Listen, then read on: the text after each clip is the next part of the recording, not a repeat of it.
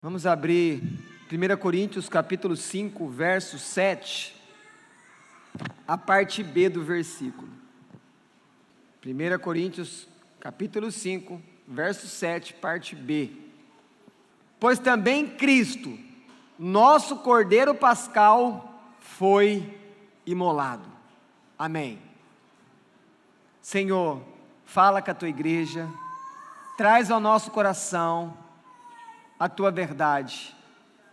Guia-nos, ó Espírito, nesse momento, a todos nós. Amém. Podeis sentar.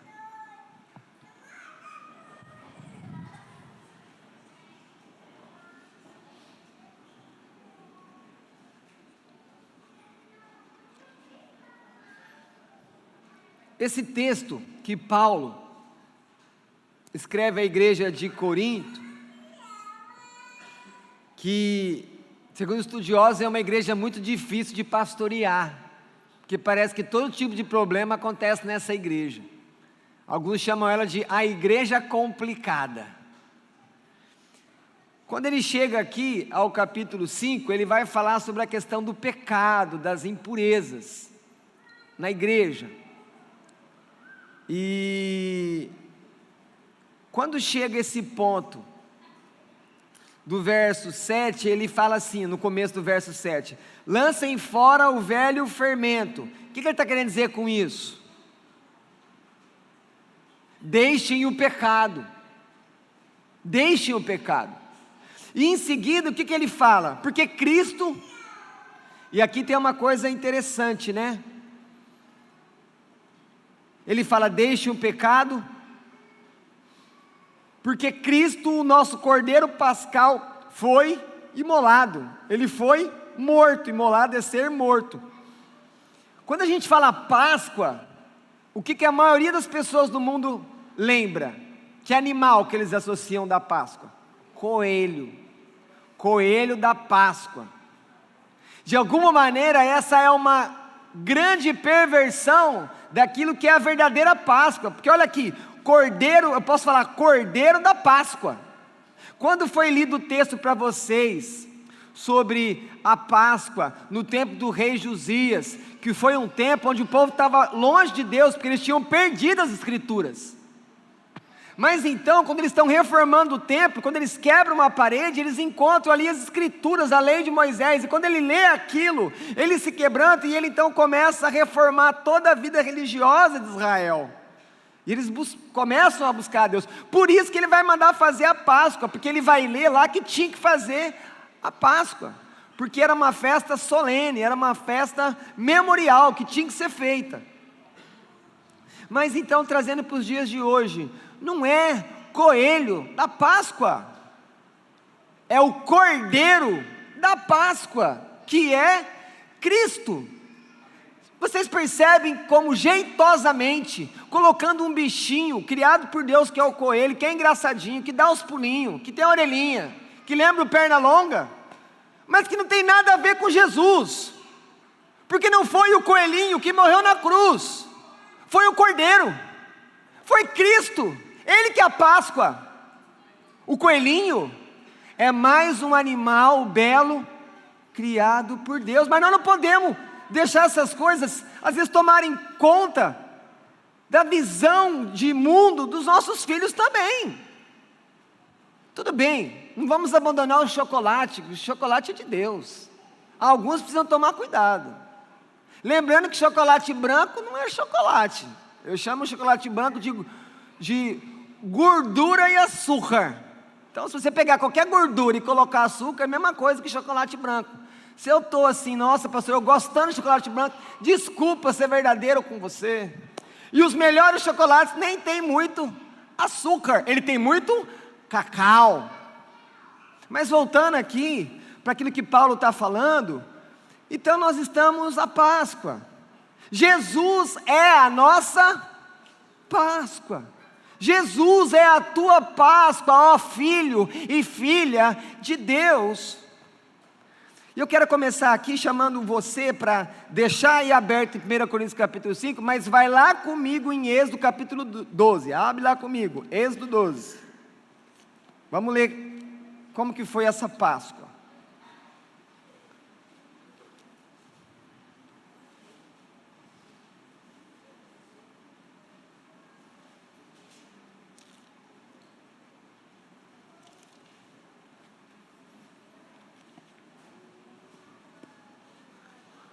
Eu vou ler aqui a partir do verso 1 até o verso 8. Do verso 8 eu vou pular lá para o verso 12, ok? Êxodo 12. Se você não abriu, não tem importância, me ouça por favor. Disse o Senhor a Moisés e a Arão na terra do Egito: este mês vos será o principal dos meses, será o primeiro mês do ano. Falai a toda a congregação de Israel, dizendo: aos 10 deste mês, cada um tomará para si um cordeiro, segundo a casa dos seus pais, um cordeiro para cada família. Mas se a família for pequena para um cordeiro, então convidará ele o seu vizinho mais próximo, conforme o número das almas, conforme o que cada um puder comer. Por aí calculareis quantos bastem para o cordeiro. O cordeiro será sem defeito, macho de 1 ano. Podereis tomar um cordeiro ou um cabrito, e o guardareis até o 14º dia deste mês. E todo o ajuntamento da congregação de Israel o imolará no crepúsculo da tarde. Presta atenção no verso 7. Tomarão do sangue e o porão em ambas as ombreiras e na verga das portas, nas casas em que o comerem. Naquela noite comerão a carne assada no fogo, com pães asmos e ervas amargas a comerão. Vamos lá para o verso 12. Porque naquela noite passarei pela terra do Egito, e ferirei na terra do Egito todos os primogênitos, desde os homens até os animais. Executarei juízo sobre todos os deuses do Egito. Eu sou o Senhor. O sangue vos será por sinal nas casas em que estiverdes. Quando eu vir o sangue, passarei por vós, e não haverá entre vós praga destruidora, quando eu ferir a terra do Egito. Este dia vos será por memorial, e o celebrareis como solenidade ao Senhor. Nas vossas gerações o celebrareis por estatuto perpétuo. Amém. Então aqui você tem a instituição da Páscoa. Por que que Deus colocou a Páscoa? E a gente vai falar um pouco sobre isso nessa noite. Mas vamos começar a pensar nessa Páscoa. Primeiro, a Páscoa, ela foi instituída por Deus no primeiro mês no calendário judaico, que é Abib. E, como não existe coincidência, mas existe todo um plano, um propósito de Deus, Jesus nasceu no mês de Abib, não dezembro, como dizem. Então essa primeira Páscoa, ela foi celebrada na primavera, e junto com a Páscoa tinha uma outra festa, chamada de Festa dos Pães Asmos, que durava 7 dias, e nessa Festa dos Pães Asmos, tinha também uma assembleia religiosa, eles se reuniam para adorar a Deus. Alguns elementos importantes do texto que nós acabamos de ler. O que chama a atenção no texto, que nós lemos em Êxodo: o sangue, os pães asmos e as ervas amargas. O que o sangue quer dizer ali? Deus falou para o povo: coloquem o sangue nas portas, porque se não tiver o sangue, não importa se você fala que crê em mim, eu vou levar o primogênito de vocês, tanto de humanos como de animais. Então o sangue aqui simboliza proteção. Enquanto que pães asmos, aqueles pães bem, como se fosse aquela massa de pizza, bem fininha, sem fermento. Lembre-se, o fermento era um símbolo do pecado, que eles tinham que comer rápido aquela Páscoa, porque daqui a pouco eles teriam que sair, e isso é o Êxodo, sair do Egito rumo ao deserto, porque Deus tinha um propósito para eles. Então, qual é o símbolo de pães asmos? Pressa. Coma essa Páscoa de pressa, porque hoje eu vou tirar vocês do cativeiro. Por isso eu quero dizer uma coisa para você nessa noite que me ouve. Se você tem ouvido de Jesus, se você tem sido ajudado por alguém que mostra o Evangelho para você, tenha pressa em buscar a Jesus, porque o Senhor Deus quer tirar você do cativeiro do pecado. O Senhor quer libertar você, o Senhor quer que você experimente a liberdade. Vá a Ele nessa noite. Tenha pressa em conhecer o Senhor. Em terceiro lugar, temos as ervas amargas. Eu brinco com as pessoas. Deus fez coisa boa para a gente comer, mas tem gente que gosta de coisa amarga, tem gente que gosta de jiló. Amém.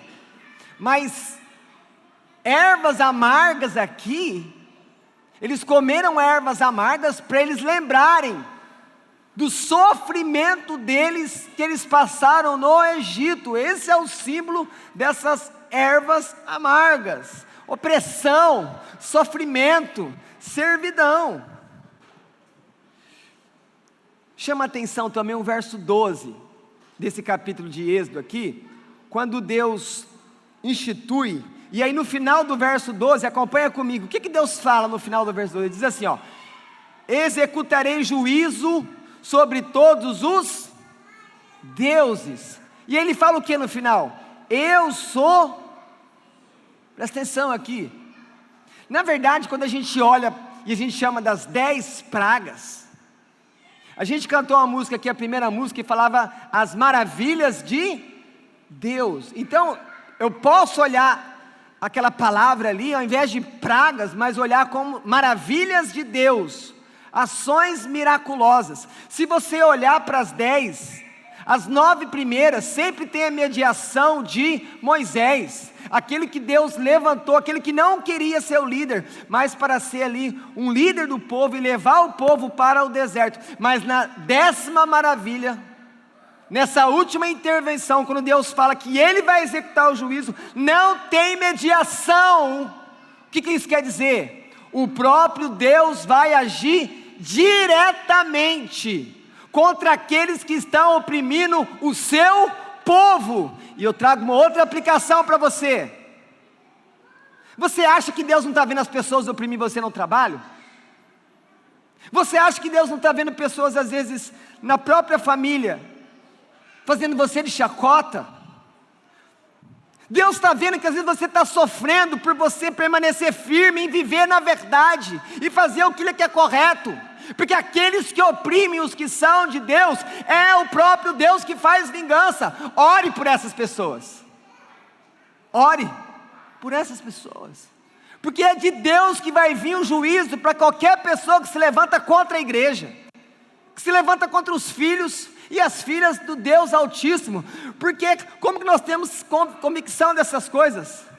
Porque Deus deu o seu próprio Filho pela igreja, e Ele não vai deixar as pessoas ficarem permanentemente perturbando você. Ele é juiz. Ele fala: eu sou o Senhor. Quando a gente olha para Faraó, de alguma maneira Faraó, ele lembra todo ditador da história, que você vê um homem que tem muito poder e que é opressor e que faz mal para o povo, você lembra de Faraó. E é muito interessante quando eu olho para a vida de Faraó, que a irracionalidade dele, a maldade dele foi tão grande, que a maneira como Deus fez para fazer ele libertar o povo foi trazer a morte na casa dele. Só que até chegar nesse ponto, na 10ª maravilha, sabe quem mais sofreu? Não foi o Faraó, foi o povo. Então quando a gente tem ditadores do poder, opressores, eles estão vivendo uma vida muito regalada com os impostos que eles recolhem. Quem sofre é o povo, e não foi diferente no Egito. E aí tem uma coisa importante também aqui. Deus foi lá porque o povo começou a clamar. O povo estava gemendo, o povo estava sofrendo muito. Então eles começam a clamar a Deus. Mas lembre de uma coisa: toda libertação tem um custo. Qual foi o custo para que o povo saísse da escravidão do Egito e fosse para o deserto adorar o Senhor? Todos os filhos mais velhos dos egípcios morreram. Sabe o que isso quer dizer? toda a casa teve morte, para Deus libertar o povo dele, por causa da dureza do coração de Faraó. Deus levou a morte com o anjo da morte em todas as famílias do Egito, por isso que eles mandam eles embora. E o herdeiro do império egípcio também sofreu dano. Foi a única maneira para ele poder deixar o povo ir.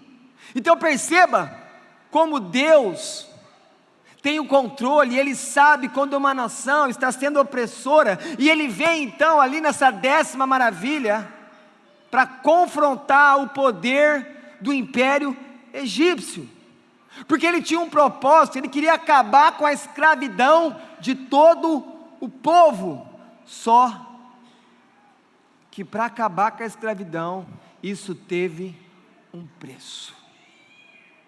Por mais que foi o custo dos primogênitos de todos os egípcios, lembre-se que Deus colocou a Páscoa, e Ele falou que tinha que ter um cordeiro macho, sem defeito, de 1 ano.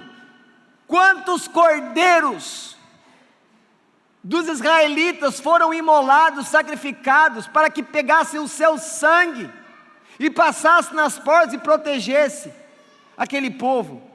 Esses animais então também eram inocentes, mas no final esses animais, esses cordeiros, eles apontam para quem? Para o Cordeiro de Deus, que tira o pecado do mundo. Então percebam que nessa Páscoa, nessa solenidade, que na verdade é o maior movimento de independência que o mundo conhece. Como assim ter um movimento que Deus libera um povo para que ele seja uma nação, tendo um território próprio? Já tinha uma liderança que era Moisés. O que ele faz? Ele vai lá e liberta aquele povo. A Escritura diz que só de homens tinha 600 mil.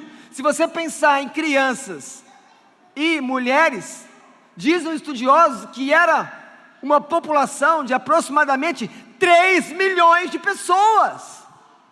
Independência. Só que eu não olho assim, né? Mas o mundo sabe disso. Então pare para pensar. De alguma maneira, essa libertação de Deus do seu povo, libertando ali da escravidão, da servidão, ela serve de modelo, de padrão para muitos países que com o tempo, impérios que vieram depois e que também quiseram viver com liberdade.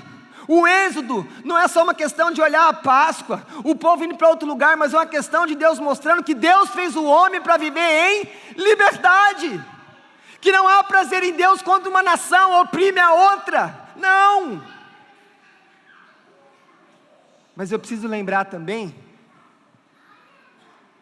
que a pior escravidão daqueles israelitas não era debaixo do jugo pesado de Faraó, mas era do pecado deles, da maldade deles. Então a pior escravidão que um país pode viver, ou que uma pessoa pode viver, que uma família pode experimentar, a escravidão espiritual, vivendo debaixo do tacão do diabo. Por isso que só o Cordeiro de Deus que pode mudar e libertar e dar a liberdade verdadeira para as pessoas. Para encerrar esse ponto aqui da Páscoa, desse ponto histórico, está vendo? A gente está escutando criança, elas estão andando. Eu sei que isso incomoda muita gente, às vezes eu tenho dificuldade de falar quando as pessoas falam, eu sei, mas Deus vai dar graça. Agora, entenda uma coisa de vez por todas, presta atenção na visão bíblica.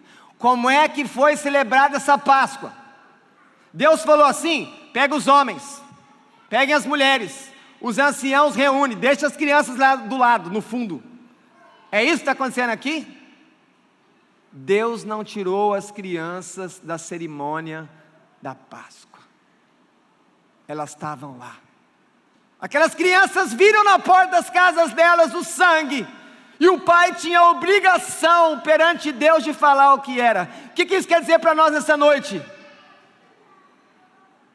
Nós que somos cristãos, temos que de uma vez por todas entender que a nossa fé começa na nossa casa, que as primeiras pessoas que eu preciso evangelizar não é quem está no trabalho, não é o meu vizinho, mas são os meus filhos que estão em casa.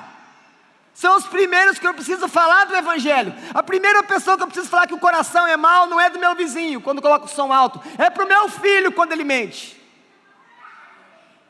É isso, a fé começa em casa, e esse texto mostra isso.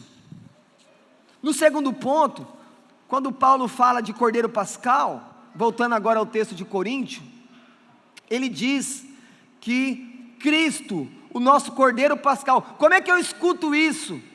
E não lembro daquela visão que João Batista teve. João Batista viu algo que os discípulos de Jesus tiveram que esperar a ressurreição dele para poder entender. Lembre-se, Pedro até o último momento, eles não queriam que Jesus nem morresse na cruz. Falaram, não, isso não vai acontecer não. E Jesus repreende, Satanás está influenciando a mente dele. Mas vamos repetir o que João Batista falou, quando ele viu Jesus se aproximando para ser batizado por ele nas águas do Rio Jordão: eis o Cordeiro de Deus, que tira o pecado do mundo. Na mente daquele homem judeu, é lógico que ele chamou ele de Cordeiro, porque na mente de João Batista, ele estava olhando para a Páscoa, ele sabia que tinha o Cordeiro Pascal, e ele sabia que aquela cerimônia lá do Egito, onde começou, apontava para Jesus Cristo, e agora Jesus estava ali, o Messias estava ali, o Cordeiro da Páscoa, que ele chama de o Cordeiro de Deus. Mas por mais que Pedro demorou para entender que Jesus era o Cordeiro, mas chegou um momento na vida de Pedro que ele também entendeu isso, e ele então, quando ele vai escrever para alguns cristãos que estão dispersos naquela época, dispersos que eu falo em lugares diferentes, ele escreve assim: ora, se invocais como Pai aquele que sem acepção de pessoas julga segundo as obras de cada um, portai-vos com temor durante o tempo da vossa peregrinação, presta atenção, sabendo que não foi mediante coisas corruptíveis, como o prata ou ouro, que fostes resgatados, lembra de sequestro, resgate, liberto. Pedro está falando sobre isso, do vosso fútil procedimento que vossos pais vos legaram. E aí no verso 19 ele diz: mas pelo precioso sangue, como de cordeiro sem defeito. Percebam que de novo Pedro está olhando para a cerimônia da Páscoa de Êxodo capítulo 12, e ele agora não é mais aquele Pedro que não entende a missão e a vocação de Jesus, porque como nós lemos aqui na confissão de fé, Jesus morre na cruz como substituto. Substituto de quem? Seu, meu, ele morre no nosso lugar, porque ele é o Cordeiro de Deus, que tira o pecado. Então de novo aqui eu tenho um discípulo de Jesus entendendo que aquilo que Jesus fez, foi anunciado há quantos milênios atrás, na Páscoa. Todos os cordeiros, então, pascais, sacrificados desde o Egito, desde aquele dia, e durante toda a história de Israel, até a crucificação de Jesus Cristo, são sombras, são símbolos, que apontam para o verdadeiro Cordeiro, que veio do céu e perdoa os pecados dos que creem.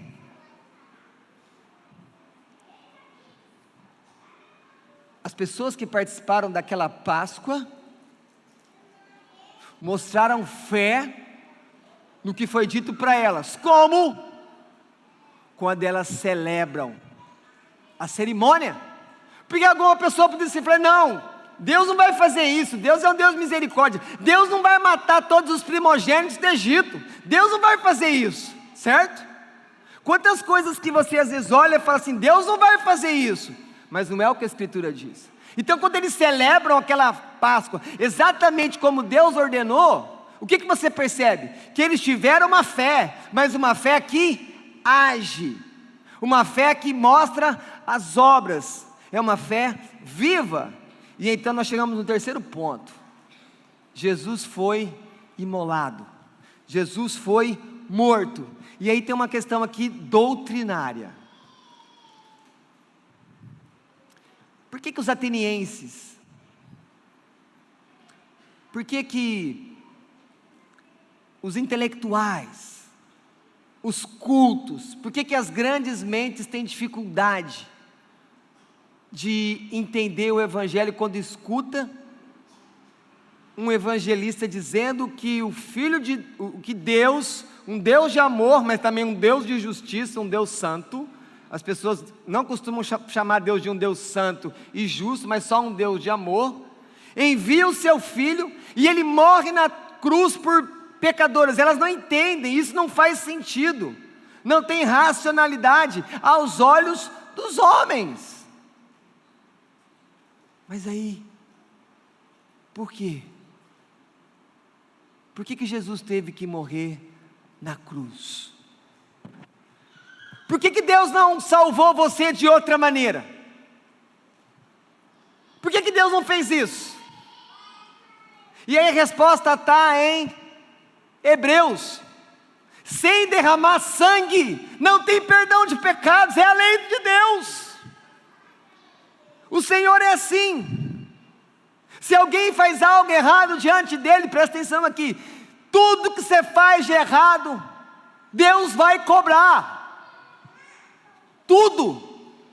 Não existe como colocar nada debaixo do tapete com Deus. Ele vê tudo, Ele sabe tudo, conhece a motivação, sabe por que você veio e sabe por que você não veio.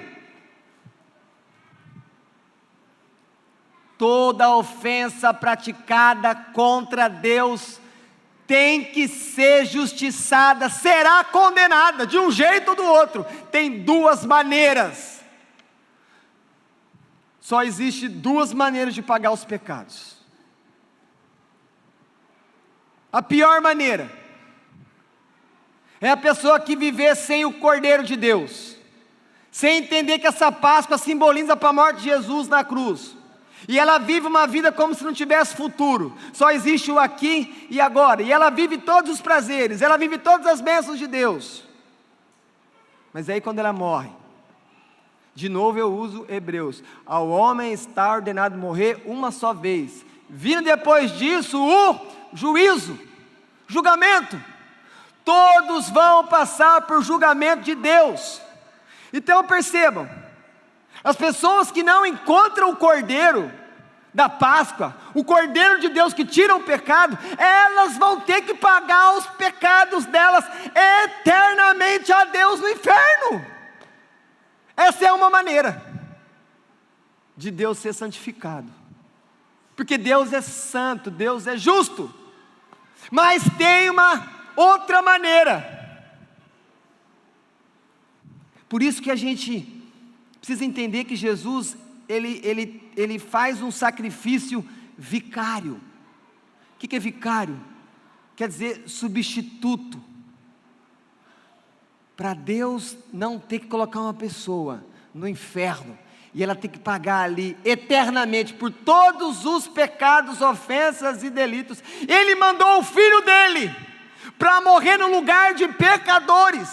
E aí então quando você olha para a morte de Jesus e crê, e primeiro reconhece que você precisa dEle, como é que eu vou entender que eu preciso de Jesus? Eu preciso falar que eu sou um pecador. Oh Deus, tem compaixão de mim, eu sou um pecador. Está lá a história que Jesus contou nos evangelhos. Oh Deus, ser propício a mim, eu sou um pecador, eu não posso nem chegar ali perto do púlpito, eu vou ficar lá atrás. Aí aqueles que chegam assim a Deus e colocam a fé no Cordeiro de Deus, então eu quero dizer para você que toda a culpa dos seus pecados, todos os pecados que você comete desde a sua infância, aquele carrinho que você roubou com 6 anos de idade. Não, pastor, a gente não pode falar que 6 anos roubou. Tá bom, pegou, furtou, chama do que você quiser. Para Deus é pecado. se entende que não é dele, pegou errado. Jesus Cristo morreu por esse pecado, e quando eu creio nele, Ele perdoa. E essa é a verdadeira liberdade, essa é a verdadeira Páscoa. Eu recebo uma nova vida, eu sou perdoado, eu sou livre, não fico mais debaixo de uma acusação, e eu não preciso mais ter medo do inferno, porque Jesus pagou toda a culpa do meu pecado. Eu creio nele, e eu entrego a minha vida para Ele, porque senão, tem muita hipocrisia quando canta, que quando fala que vai chegar a morte, que você não vai ter medo. Cantou isso, que não vai ter medo. Por que não tem medo? Porque você crê no Salmo 23, o Senhor é o meu pastor. Quando chegar aquele dia, quem vai estar com você? Jesus. Mas e se você não andou com Jesus? E se você andou longe de Jesus? E se você não creu em Jesus? Quem que vai estar com você lá? E aí a pessoa morre, e ela vai ter que pagar no inferno por todos os pecados. Me ouçam, os egípcios perderam seus primogênitos, por causa da dureza do coração deles. Então por que eu preciso da expiação? Por que é necessário que Jesus morresse, e morresse na cruz, morte de maldito? Primeiro, Jesus tinha que morrer na cruz, porque o relacionamento entre todos os homens e o pai dele estava quebrado, porque o pecado faz separação entre Deus e os homens, o relacionamento estava quebrado, não tinha relacionamento, e ele tinha que morrer para reparar isso. Lembre-se, como é que começa o processo de livramento de Deus para os israelitas lá no Egito? Começa quando o povo começa o quê? Deus, misericórdia, muita opressão. Você percebe? O que Deus quer que os pecadores façam? Busquem a Ele, clamem por perdão, peçam misericórdia. Ele é cheio de bondade, Ele é paciente, Ele espera, Ele é bom, Ele vai na sua vida, e Ele muda o coração. Os israelitas estavam vivendo longe de Deus, e aí Deus vai resgatar eles. Mas lembra, como é que Deus resgata eles? Os cordeiros pascais tiveram que morrer, porque Faraó não queria largar o povo. Segundo lugar, porque Jesus tinha que morrer. Até falei, Jesus tinha que morrer, porque alguém tem que pagar o pecado para Deus. Ah, mas Deus perdoa, mas lembre-se, sem derramar o sangue, não há perdão de pecados. Isso é uma lei do próprio Deus. Se Jesus não tivesse morrido, não tinha perdão para ninguém aqui nessa noite. E aí então, qual seria o plano B para mim, pregador? O plano B era: todos seriam lançados no inferno e pagar ali os seus pecados eternamente. Esse é o plano. Você entende então que você crer em Jesus é um livramento, é sair da escravidão, é receber uma vida nova, perdão para os seus pecados. Ninguém tem isso para te oferecer, só Jesus.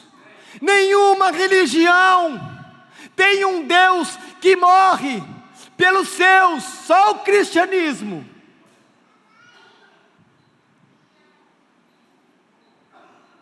Terceiro lugar, quando a gente pensa no porquê da morte de Jesus, que é a expiação, a morte de Jesus É um grande drama que se abre perante toda a humanidade, um grande teatro, num palco chamado Gólgota. E ali Deus coloca toda a humanidade aos pés daquelas 3 cruzes, para vocês tomarem uma decisão mais importante: crer ou não crer que aquele homem é o Filho de Deus. Esse é o efeito. Qual é o efeito que a cruz de Jesus tem na sua vida? Qual é o efeito? Infelizmente,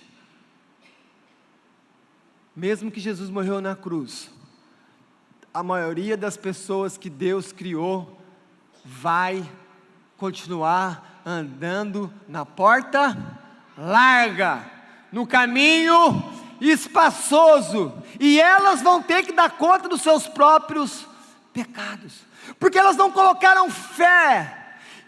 Percebe então por que é pela graça?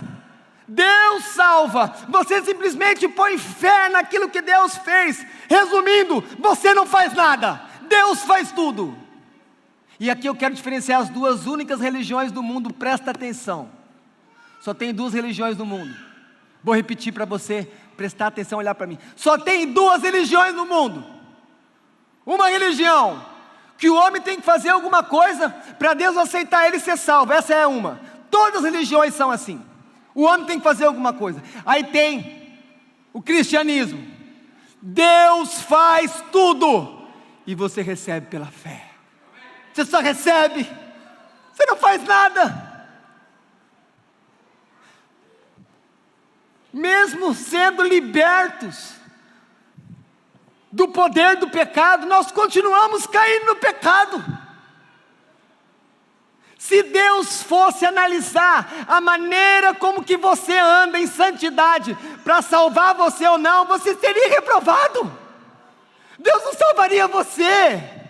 Você não poderia entrar no céu pelo seu nível de santidade. Deus aceita você por causa da santidade do Cordeiro da Páscoa, por causa de Jesus, só por causa dele.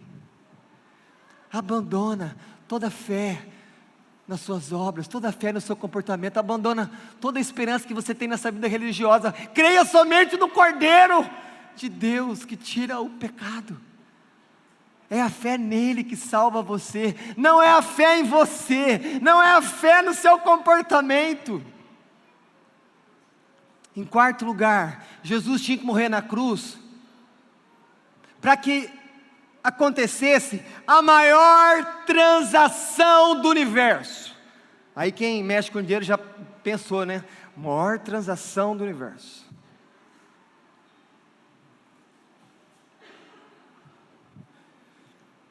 A maior transação do universo não é em bitcoins, pix, ordem de pagamento, ouro, qualquer coisa. A maior transação do universo foi feita com o sangue de Jesus, porque quando Ele morre, Deus então pode ser reconciliado, porque Ele foi ofendido, e nós somos os ofensores. Mas quando Cristo morre, Deus agora pode perdoar nós, pecadores terríveis, e mais do que perdoar, chamar agora de filho, filha. Existe agora uma nova relação, é a reconciliação de Deus e os pecadores, mas só tem um caminho para reconciliar. Só tem alguém que pode fazer as pazes do pecador com Deus, Jesus Cristo. Por isso Ele veio, por isso você cantou, a gente leu que Ele encarnou, por isso Ele morre na cruz. Então olha isso, Israel foi liberto do Egito para ser uma nação. Você, cristão, foi livre do mundo para ser igreja. Seja igreja, viva para Jesus, seja um evangelista, seja um filho de Deus público, seja um filho de Deus que aparece, que tem as mãos cheias de sal e o coração cheio de luz para levar para as pessoas. Porque quando você entrega a vida para Jesus, assim como os israelitas saíram da escravidão para a terra prometida, você sai da escravidão para aliança. Você sai de uma posição de inimizade com Deus para ter aliança com Deus. E aí, Deus tem compromisso com você. Por que que Deus foi lá no Egito buscar aquele povo duro que estava lá? Porque Deus tinha feito uma aliança com Abraão. E o Abraão era pai daquele povo. Porque Deus tinha prometido para Isaac. Porque Deus tinha prometido para Jacó. E Deus não quebra promessa. Por quê? Escute aqui, adolescente, Deus é fiel, confia nele, Ele é fiel, Ele nunca vai abandonar você, Ele é verdadeiro, Ele vai cuidar, Ele protege, Ele perdoa. Nós estávamos antes de Cristo presos ao pecado. Agora, não é apenas que você não está mais preso ao pecado, não, é muito mais que isso. Agora, você, segundo a Escritura, é um só com Jesus, por meio do Espírito Santo. Me mostra uma religião que te dá isso. Não tem. Que você sai de uma situação de criminoso, prisioneiro, escravo, e você vai para uma relação de estar ligado com Deus, por meio do Espírito.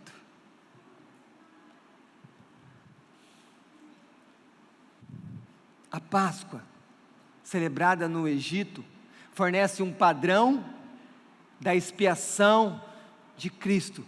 É como se Deus estivesse começando a fazer uma revelação do que iria acontecer no Gólgota, na cruz, e Ele começa ali na Páscoa, e conforme vão passando os livros históricos, os livros proféticos, Ele vai descortinando a história, e vai ficando cada vez mais claro. Tanto é que fica claro que quando João Batista vê Jesus, Cordeiro de Deus, que tira, ele entendeu todos os profetas, ele entendeu a lei, ele entendeu a Páscoa.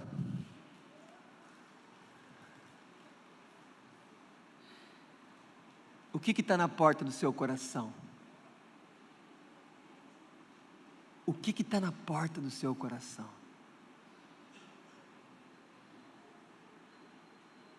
Aqueles que estão aqui nessa noite e confiam em Jesus com toda a sua vida, nas portas do seu coração está o sangue dele. O sangue dele está na porta. Por isso que você tem comunhão com Deus. O sangue dele não precisa ser passado na porta da sua casa. Porque a verdadeira casa de Deus não é a casa que a gente mora, mas é a casa onde o Espírito Santo mora. O nosso corpo que Ele comprou, então é aqui que é aplicado, é no coração, para a gente poder ter acesso a Ele. Algumas aplicações. Deus fez o homem para ser livre. Você foi feito para ser livre. Mas tem muita gente escravizando você, tem muita gente manipulando você,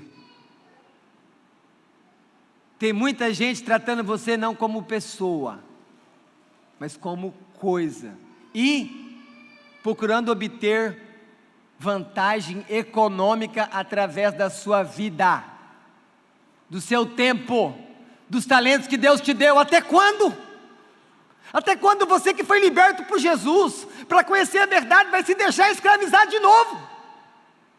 Pelos donos da riqueza, pelos donos do saber? Não haja mais como escravo, você que foi feito livre, pela fé em Jesus Cristo. Muitos de nós são escravos. Escravos de tentar ter uma família perfeita. Escravo de ganhar e ganhar dinheiro até não ter o que fazer com o dinheiro, e uma hora ir para um caixão e não levar nada. Até quando? Nós estamos sendo enganados, estão roubando o nosso tempo, estão roubando a sua energia, mas você foi chamado para ser livre, e os homens fazem isso por causa do pecado. Assim como as nações querem escravizar nações, pessoas querem escravizar pessoas. Abra os seus olhos, viva como uma pessoa livre, abandona a mentalidade de escravo, seja livre pela fé em Jesus. Segunda coisa, a verdadeira liberdade É a liberdade espiritual que te leva para adorar. Quando você olha para o Êxodo, para as 10 maravilhas, o primeiro olhar nosso é falar o seguinte: quem são os 2 grandes personagens da história do Êxodo? A resposta nossa é assim, ó: Moisés, o libertador, e Faraó, o opressor. Errado. Os grandes personagens do Êxodo é Deus, o Senhor, que vem para libertar com mão forte, e os falsos deuses egípcios que são um por um humilhados. Então, a maior liberdade que você está me ouvindo aqui nessa noite, você precisa, é liberdade espiritual. É liberdade que te leva para adorar. Porque quando Moisés falou que aquele povo tinha que ir para o deserto, o que Faraó fez? Faraó aumentou o trabalho na vida dele. Presta atenção. Muitos aqui têm abandonado as coisas de Deus para trabalhar cada vez mais. Você está procurando vento. Muitos aqui têm feito isso. Têm regredido no compromisso, no tempo, no amor, na devoção, na comunhão com Deus, porque os faraós modernos têm enganado você para que você cada vez seja mais importante, ter mais influência, e no final isso não vale de nada. Jesus não mandou andar atrás dessas coisas. Não faça isso com você. Reflita o que Deus está falando com você nessa noite. Reflita sobre isso. Não gaste tanto tempo com o trabalho, tão pouco tempo com Deus, tão pouco tempo com a família, tão pouco tempo com os filhos, tão pouco tempo com pessoas que precisam ouvir o Evangelho. Faraó oprimiu o povo, falando que ia dar mais palha, porque ele não queria saber de adoração. O mundo não quer que você adore a Deus.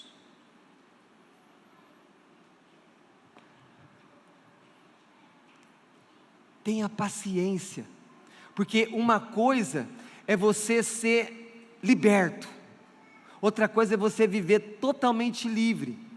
Quando você olha para a natureza, como é que o sol se põe?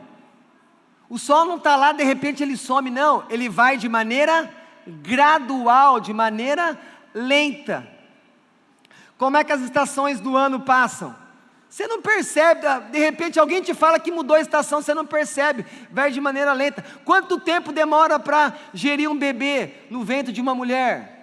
Percebe que todas as coisas da natureza acontecem de um padrão lento, as mudanças são gradativas. Deus criou todas as coisas. Agora deixa eu aplicar isso para você. Você vai mudar possivelmente, fora alguma atuação no avivamento, quando o Espírito vem de maneira poderosa, lentamente. Por isso que Deus é um Deus de paciência, porque você muda devagar. Deus sabe disso. Você muda devagar. Então lembre-se, se você tem Cristo, você já é um liberto, mas Deus quer que você esteja cada vez mais livre no processo da santificação. Tenha paciência com você mesmo. Tenha paciência com as suas fraquezas. Tenha paciência quando você vê que você não consegue. Jesus consegue por você. Vai devagar.